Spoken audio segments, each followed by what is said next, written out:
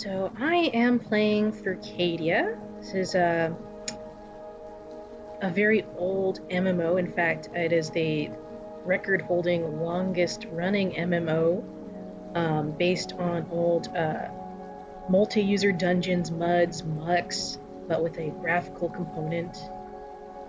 And this game was a big part of my childhood. I loved to make different dreams.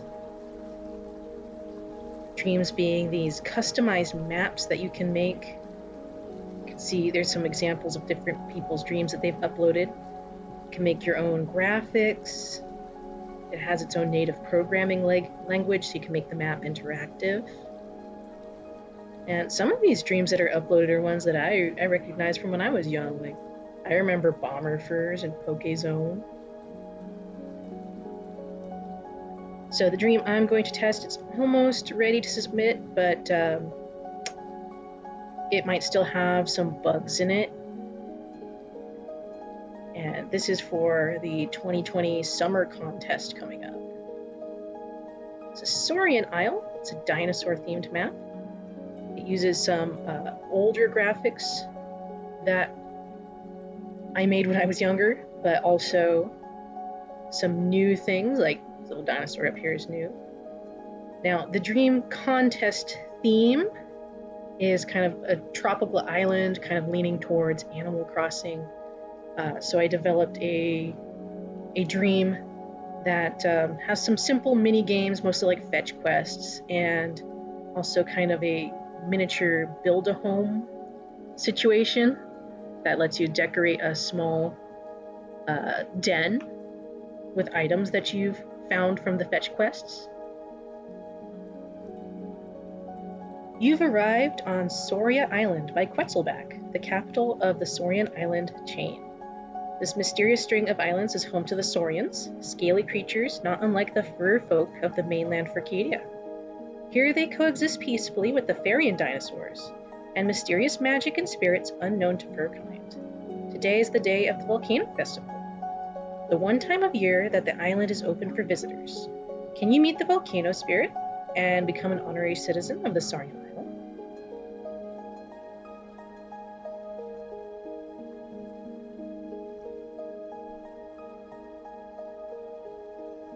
I have an NPC here that kind of will tell you a little bit about the objectives of the game.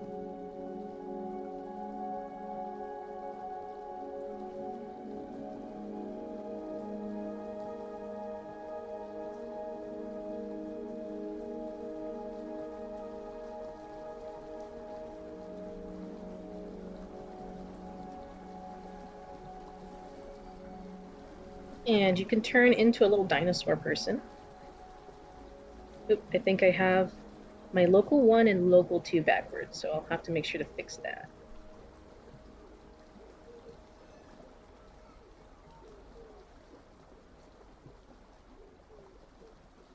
So here's a little pixel dinosaur that I drew, and now you can walk around as it.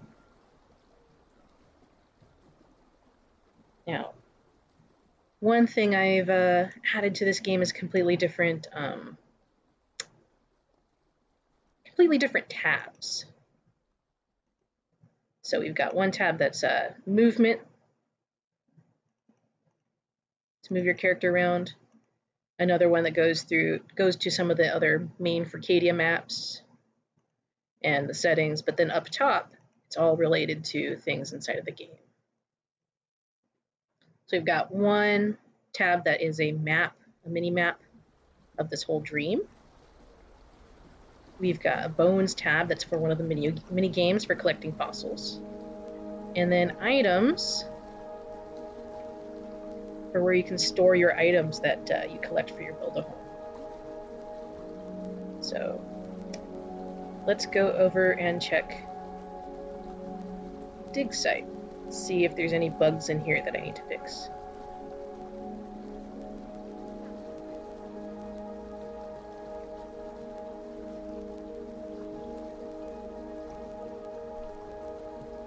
There's a little museum in here that talks a little bit about actual dinosaurs. And there's also a little quiz that you can do to earn one of the items to put in your build-a-home.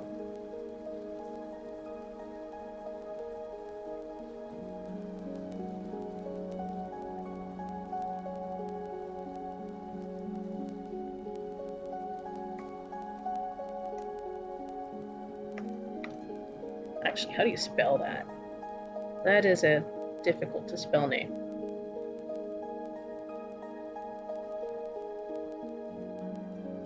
Quetzal.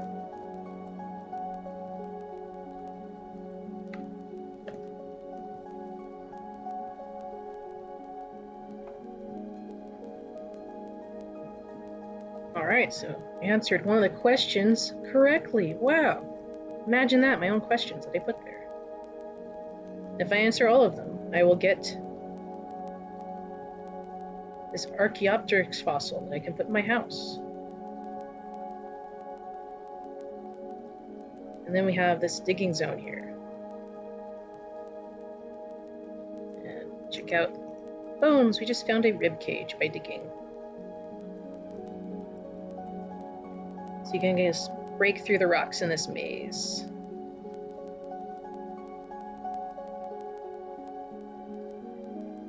And eventually you'll find all the different bone pieces.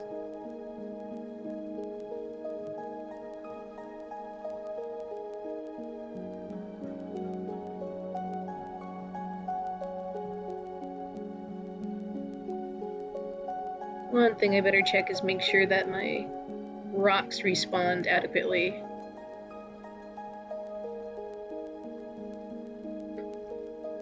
Otherwise, people will run out of rocks to dig in.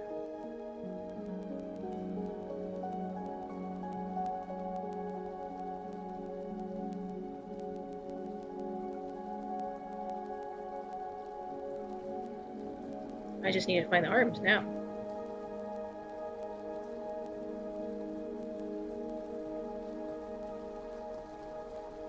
There we go. And I got a crystal here. Get crystals for completing the different quests. And I got this dinosaur skeleton that I can put in my desk. See if this ladder works. Okay, good.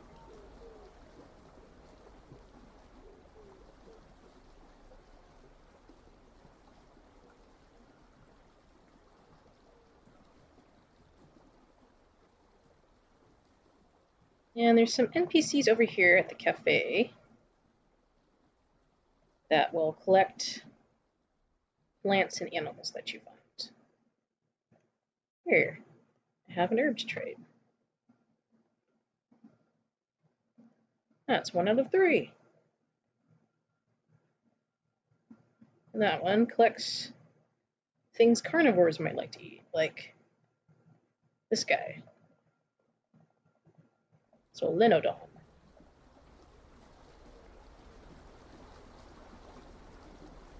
Now, I could give it to him, and that would, if I get through 2 of these, I'll get a special prize, some piece of furniture. Or I can also put it in a cage.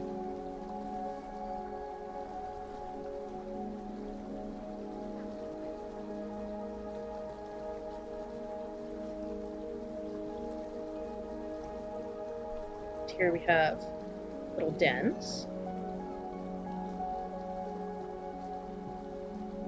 Yes, I want to camp in den 1. And I can put my little rat thing here. And I can decorate with the things in my tab, which is just this right now.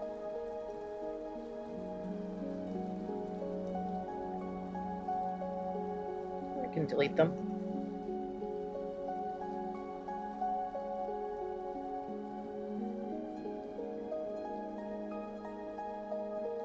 Or I can clear it all out.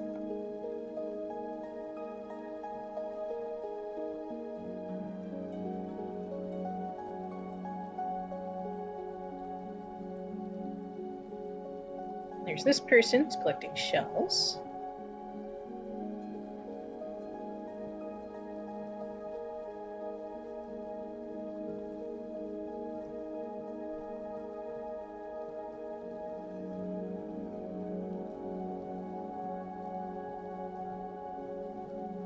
And that will also get you furniture.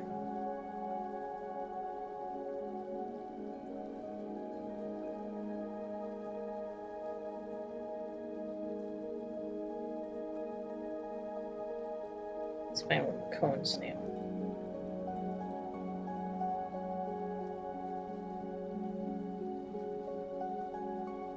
We have some shells show up in the sand here. There's some.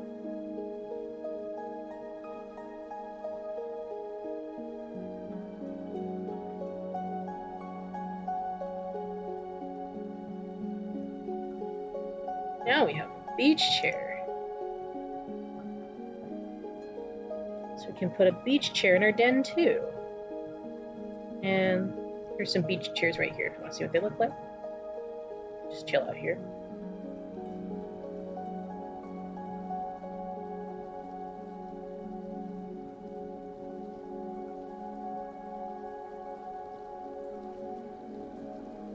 So you've seen the cafe is where we have the foraging game. We've got the shells game, where you can collect shells that you might find in the sand.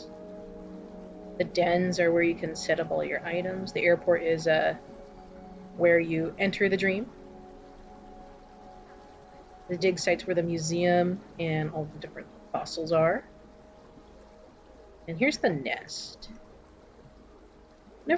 Whenever fairy and dino eggs are found abandoned on the island chain, we bring them here to Sauria to hatch. If you can help us with egg setting and feeding, you can earn a blue wishing stone.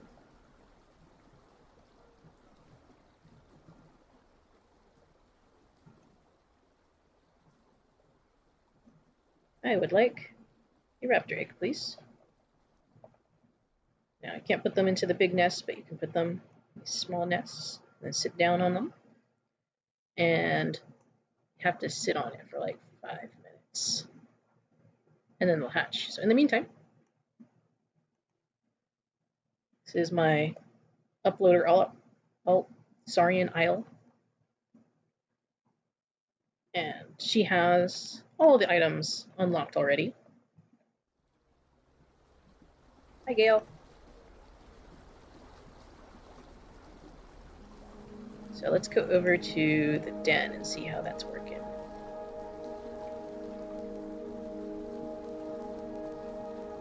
So we can buy one of these dens, 10.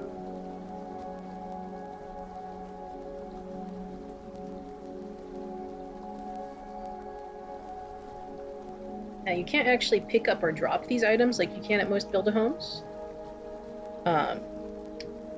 But you can place them using the buttons here. You can delete them. Set up a little house.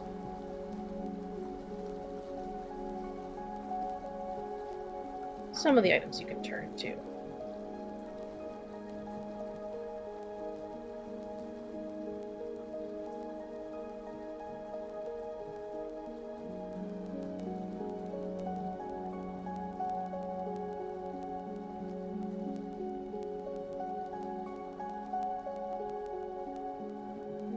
Here's a animal for a rug. It's a little dinosaur plushie. Now we got a cute little house. We can show off to our friends. Take a screenshot. Have people over, roleplay. Then we're all done. Now it's open again. I'm gonna make sure that sign turns green again. That's something I should check out.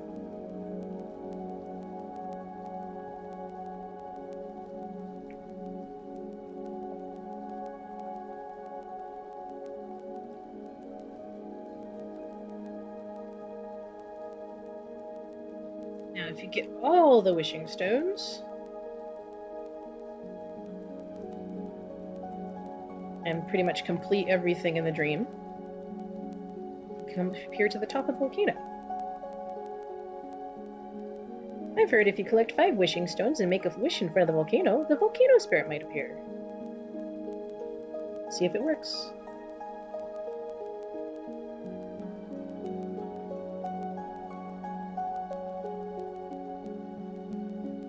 There he is. I'm pretty proud of this volcano spirit. He looks pretty cool.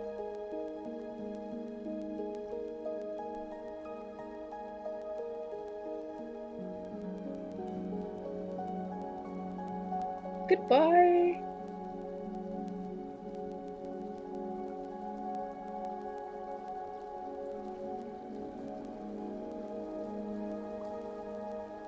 And we now have this button that is a pass. And winners, people who complete everything in the dream, will get a link to download all of the files for this dream if they would like to upload it themselves. Of course, you could just ask me personally if you don't have the time for that, but you know, it feels good to just earn something sometimes.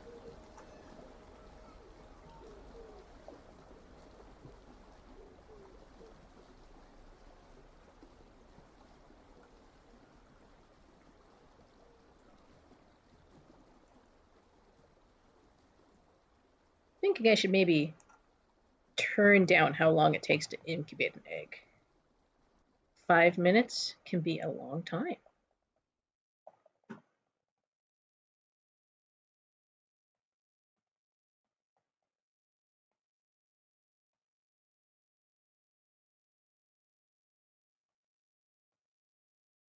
So collect little plants.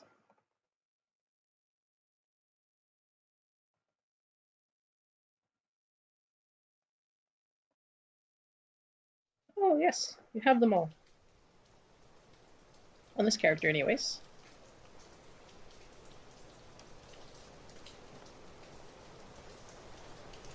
Or I could get it in a pot to put in my house.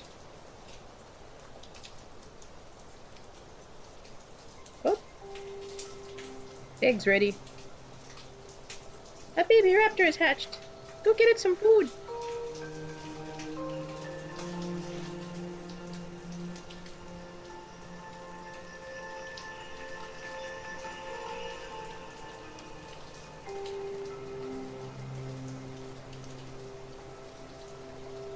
I got a plate of baby food, and I'm just gonna zap right back to the nest and drop it in its little face.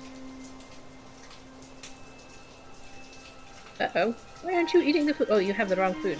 I'm silly. I'm trying to feed you leaves.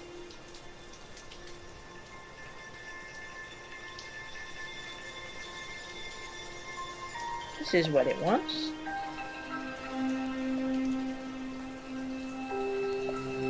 The baby raptor is ready to join its foster mom. You've unlocked the raptor doll. There you go.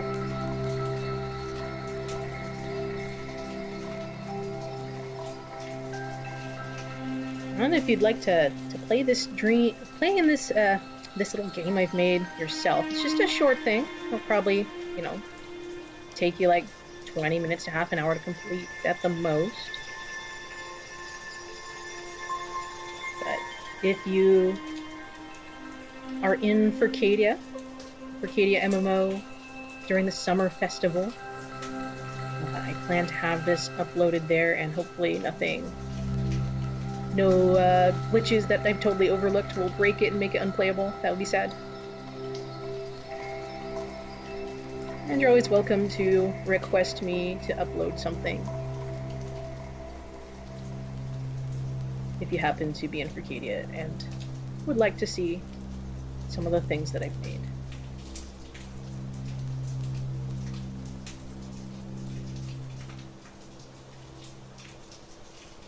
Now here's what things look in the Dream editor. So this is the map that I made, and so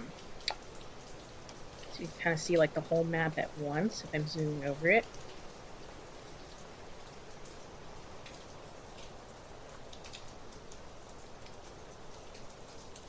And then over here, these are some of the rooms. So they're actually just part of the map as well, but you get warped into them, and it gives the illusion that it is a separate room. That's where the houses are. And now these numbers here are different areas, or regions. And we can turn those off so we don't have to see them, but they can help you add scripts that just affect certain spaces in the dream. Now, I made all of this in about a month. I did use some older patches that I had and a few default patches. And for the amount of hours I've put into it, it's kind of wild that this is something that somebody could absorb everything and play through everything in a fairly short amount of time, but it's just how making a game works. Ideally, someday I'd like to learn an actual programming language so I can make like standalone stuff, but I don't know if that'll happen. I didn't think I'd ever get back into doing this, but 2020's weird year. So I thought it might be nice to return to something like that. And here we have what the native programming language looks like. You just kind of choose your causes, like the triggers of what makes something happen, and then there's some different conditions and filters, and the effects. Sometimes the scripts can be a little clunky just because there were some scripts that were not initially part of the game. Like, you notice that there's something called Phoenix Speak here. And that was a feature that was added later to the game. Originally, even though this was a multiplayer game, individual dreams could not store information about specific players. So it was much harder to make a game that like keeps score of things. Though some people found ways around it, found ways to manage. But there are sometimes little bugs with Phoenix Speak. Like sometimes there's actually a couple of my characters that Phoenix Speak stopped working on for some strange reason. Maybe because I upload like a bazillion different dreams. Most people only have like 1 or 2, and I have like 60. Could be a cause of some of the glitches.